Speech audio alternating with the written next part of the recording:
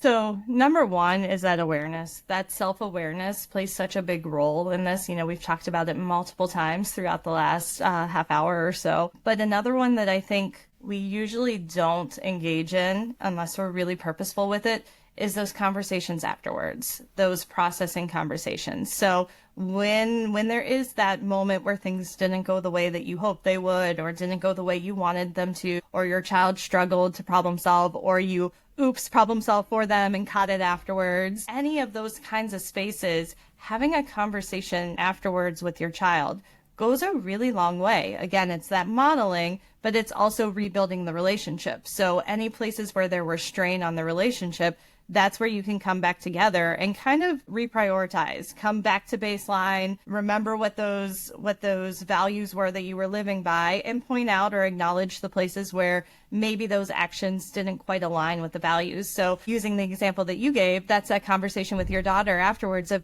you know what, it's not your job to make me feel better. That's not what you should do.